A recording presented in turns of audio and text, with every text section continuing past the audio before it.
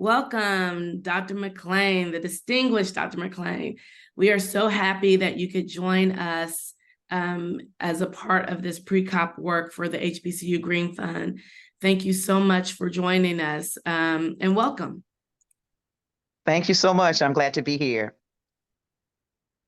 So I want to talk a little bit about your work. Dr. McLean is the founder and executive director of the Harambee House Citizens for Environmental Justice, and they do tremendous work in the Southeast region with supporting community, bringing community together, honoring our ancestors and honoring community. And earlier this year, pulled off the largest environmental justice summit ever to happen in the Southeast region.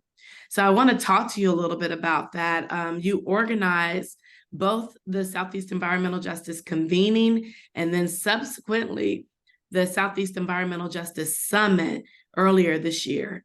What was the importance of hosting these events for you? The importance of hosting both of those events was to provide a platform for the frontline and fence line communities and their organizations to have voice as to the solutions for the environmental injustice problems that we face. It was to provide a vehicle for developing a long-term strategy as to building collective power to achieve justice.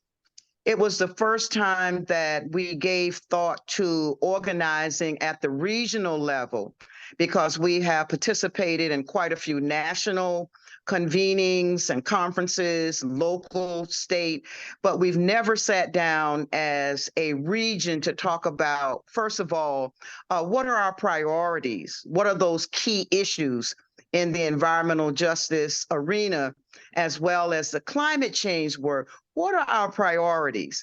And how do we need to address those? How do we come together as a collective body to not only create a plan, but to implement that plan and to engage as many diverse stakeholders as possible, particularly including business and industry, because often in our conversations around environmental justice, that is the missing sector. So it was with intention that we wanted to bring together the community, to bring together federal, state, and local agencies that respond to communities, to bringing in the academic institutions who are really a source of strength, a source of resources, and should always be at the table and at the beck and call for communities, particularly where there is a deficit of resources. So our first attempt at the convening was to provide an environment where community leaders could actually exhale. Our focus was on bringing some healing to the trauma that communities have been going through, particularly since COVID.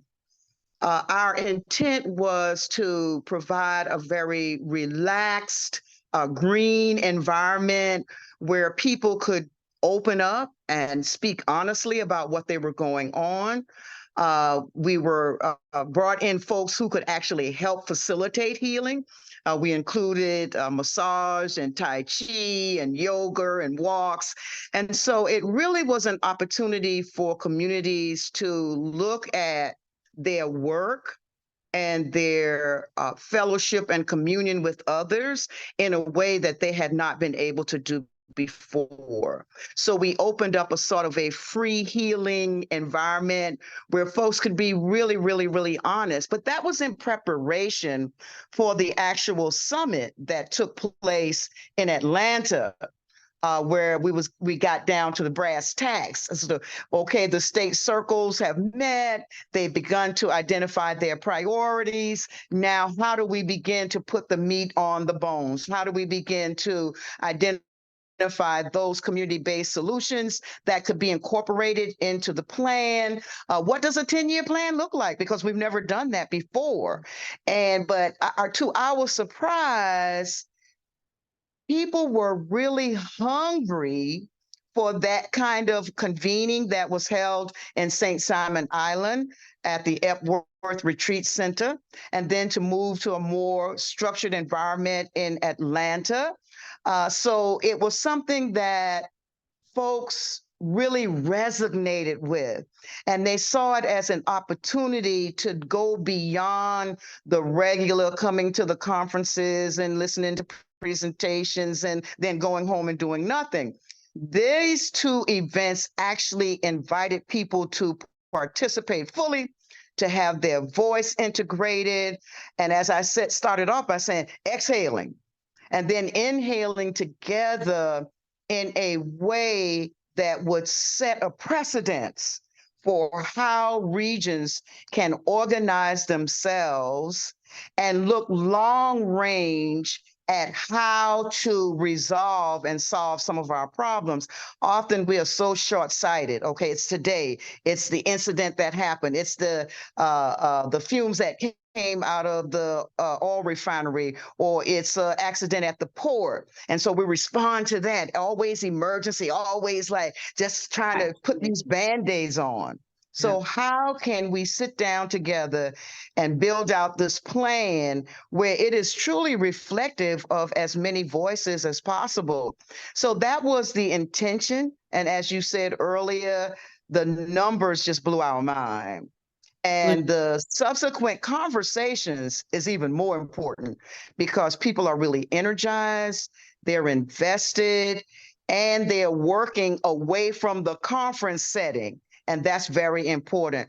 We have begun to develop this plan, this draft plan, where people have had input. They have voice, so they can have ownership of the plan. Now the efforts has to be around how do we implement this plan?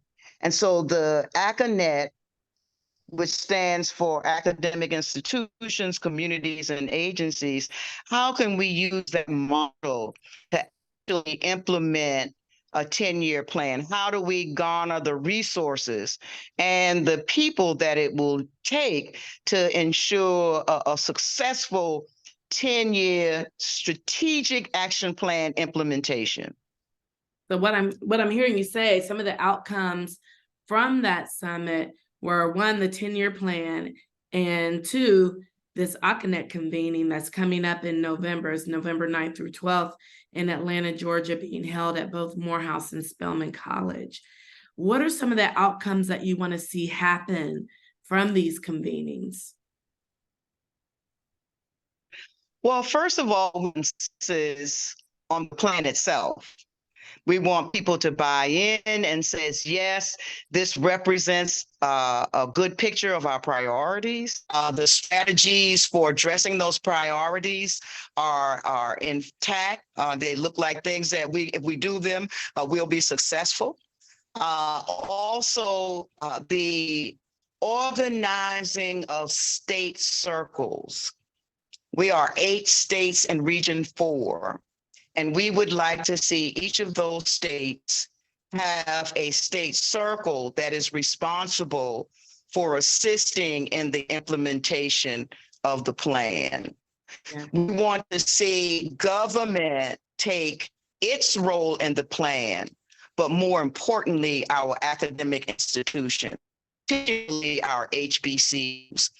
We want to see them more engaged with communities that are dealing with environmental injustice and climate change impacts. While we have a few who are front and centered, it really is missing our core source in the community, because the colleges and universities are going to be there. They have a history of being there. So for communities who do not have those resources, this is a perfect way to marry that university or that college with the communities that are facing these issues to form a partnership that can influence governmental policies, regulations, statutes, laws, that can create initiatives, projects, and programs that actually move the needle, that people can see some concrete results and not just conference going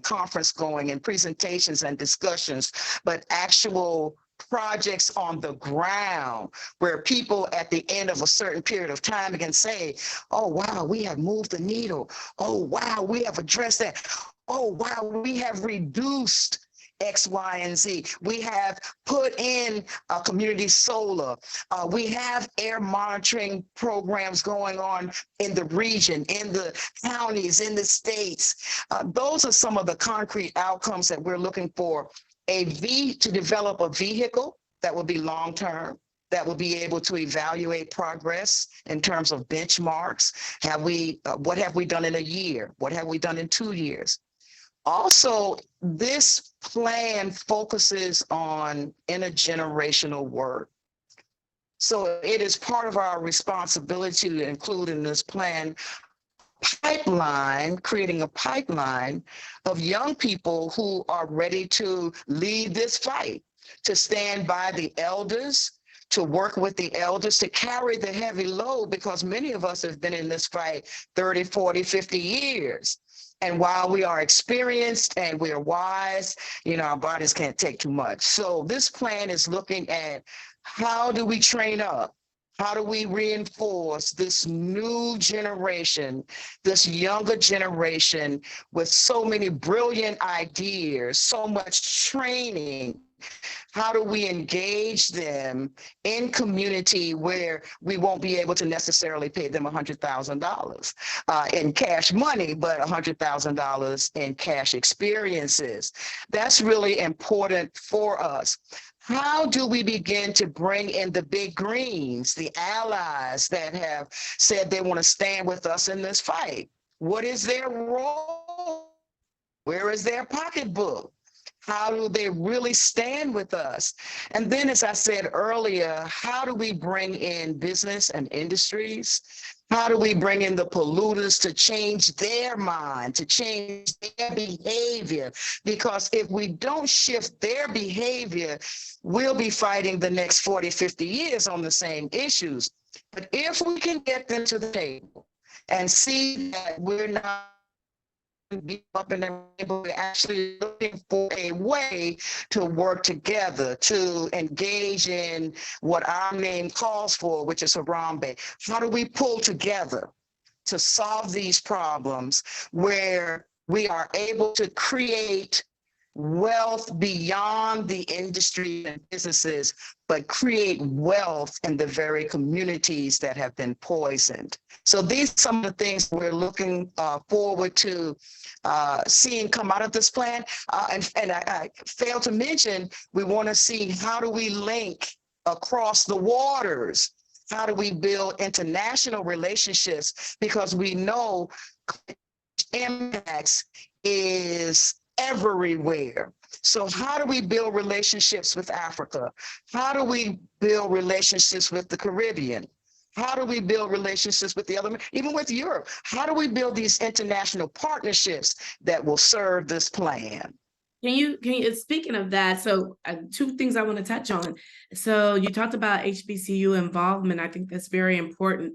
There's currently some prize notifications by Department of Energy that are out specifically for HBCUs to work in community and do community work.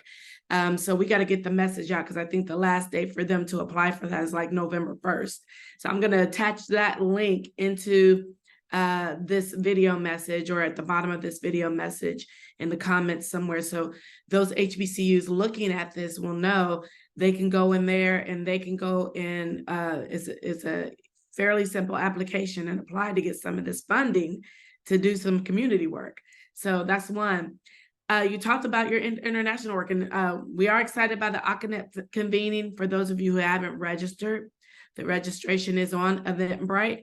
And if you just type in ACANET, you'll be able to pull it up, ACANET, to register to attend in person. I want you to talk a little bit more about your international work, because you do. Some people may not know, but those of us who know you know that you're traveling everywhere. You're traveling right now, but you travel a lot especially across the waters. And tell us a little bit more about your international work and what you've been doing internationally.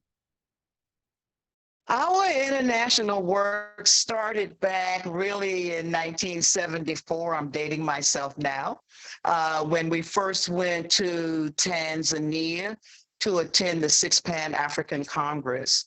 It was the first time that the Congress had been held on the soil of Africa. And we got bit by the bug. And so we have been going back and forth to Africa since then. It is critical for Africans in the diaspora to link back to Africa and to reclaim our heritage, to reclaim our land, to reclaim our identity, and to use the experiences that we have had being in the diaspora to assist Africa in its development. We're not only in Africa, but we do work in the Caribbean, in Central and South America, Panama. Those are brothers and sisters, and they're suffering from some of the same things we're suffering from at the hands of some of the same culprits. So it becomes important for us to broaden our views. That's why we participate in the Conference of the Parties summits each year. A Conference of the Parties relate to the climate change impacts and all of the governmental responsibilities to the planet. So we make sure that we raise money to send community leaders, one, to talk about community-based solutions to climate change, but also to network with other communities who have developed some fantastic initiatives. So when we talk about building collective power, we're not just talking about it at the community level. We're talking at it in the world view, because that is so important, establishing relationships and partnerships across borders to be able to share lessons learned, to be able to trainings on how do you do this, how do you do this, how do you institute rules and regulations at the governmental level with the input of community. All of those things we can share and build with those brothers and sisters. We're right there in Senegal. We've taken a number of youth delegations. As a matter of fact, in December, we'll be taking a group of young people from Tallahassee, Florida, Savannah, Georgia, to spend 2 weeks in Senegal and Gambia. And what they'll be doing is exchanging with their counterparts. But in Gambia, they will begin work on building a school. In Senegal, we'll be working with Patasol to address the needs of 105 orphans of all ages who have no place to live, who have no parents, who have no family. So we want to be a part of rescuing them and letting them know that we are a world family and we're there to lift them up. It's because our slogan is, as we rise, we pull everybody up with us. As we climb, we want everybody to rise. And so it's very important that we acknowledge our link to Africa. Africa is being raped as we speak by European, Russian, Chinese forces. That doesn't have to happen like that. And the reason why they're raping it is because Africa still has so many natural resources that they have to have. And of governments, the old regimes. What's important about going to Africa now is that the young people are rising up and they're saying no to the colonial power. No to the imperialistic regimes. No, we have the right kujichagulia, which means self-determination, and be able to work side by side with these young people and sharing our own experience becomes very important. And little do we know, a lot of solutions to environmental injustice and climate change impacts is coming out of Africa. They're on the ball. So we don't know everything, but we want to link up so we can build this collective power to change the trajectory of this movement. We don't have a lot of time. You see some of how hard it was. Well, it's going to get harder. So how do we join hands with our brothers and sisters in Africa, in the Caribbean, in the Americas? But even more importantly, how do we go to the reservations in America? How do we go to the barrios in America? How do we go to the ghettos in America and bring all of those so-called stakeholders, but all of those human beings in this fight to save Mother Earth? Someone told me the other day, they said, oh, I'm not really into that environmental justice stuff. I'm not really into the environmental stuff. I'm really into protecting democracy and protecting the vote and everything. So I turned around and I looked and said, oh, that's a wonderful. It's like, I want to just put something on your mind. How would you vote, or what would be the importance of your vote if there was no planet, Earth? And they said, ooh, I'm going to use that. I hadn't thought about that before, but that's important. Yes, struggling to protect democracy is important. Struggling and fighting to ensure that we have the right to vote is important, but it has to be within the context of preserving Mother Earth. So you have some place to live. You have some place to get your food. You have some place to raise your children. And that will not be in the voting line. Yes, let us protect our right to vote, but let us protect Mother Earth first. And then the other stuff will come after that. I love Did that it. answer your question? Yeah, I get so excited. You always give me goosebumps and chills. You are a national treasure, Dr. McClain. We just love you so much. And I thank you for all the work that you're doing here in the States, the work that you're doing abroad, the work that Harambe House is doing to empower and give community voice. This is unprecedented.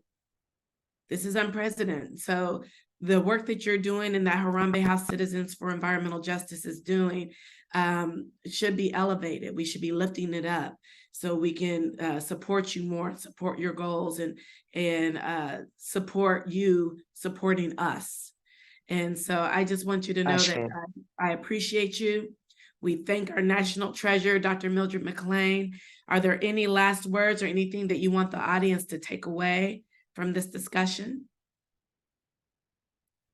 Yes, I would encourage everybody, no matter where you are, who you are, whose you are, that you get involved with communities in an authentic way and be there with them, not just the communities that you live in, but all of the frontline and fence line communities who have been dealing with this exposure to toxins on a daily basis, who breathe in polluted air, who eat unhealthy food.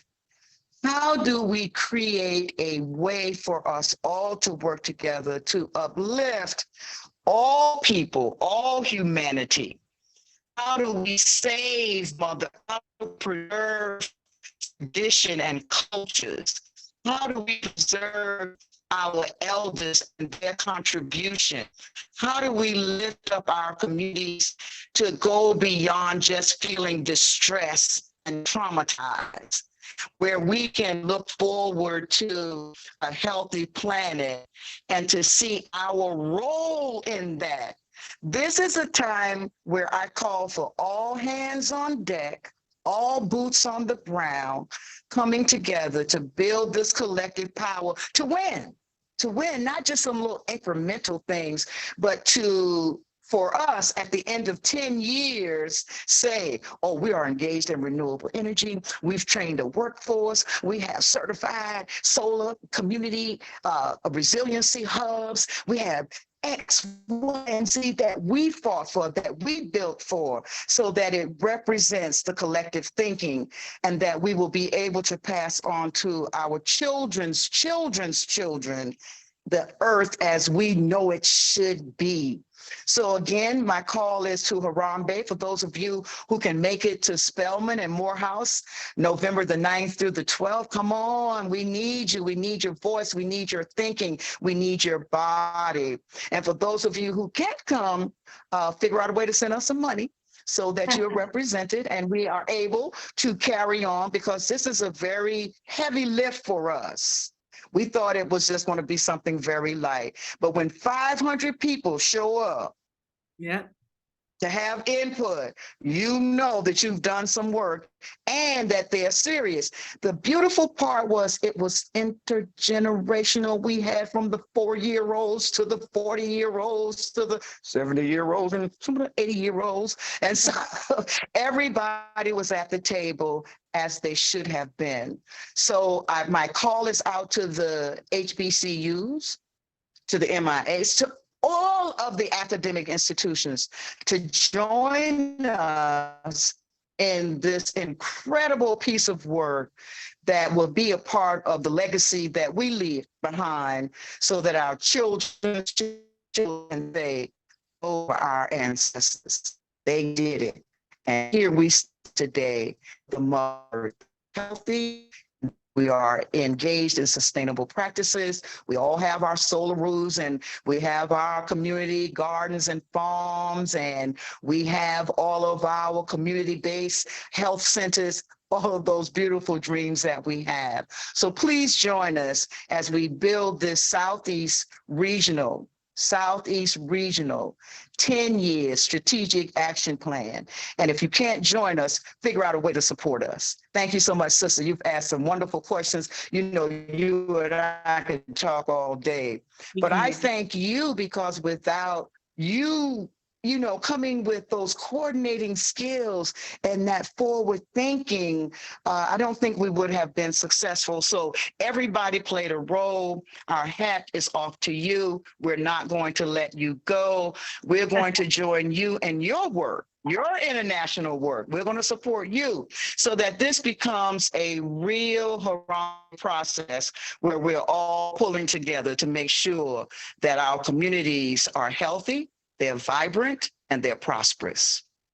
Powerful. That's the word I'll say. I'll leave us at is powerful. All of this work is powerful work. Thank you, Dr. McLean, our mother of environmental justice, the esteemed Dr. McLean of the Harambe House Citizens for Environmental Justice. We thank you and we appreciate you. Thank you, my dear.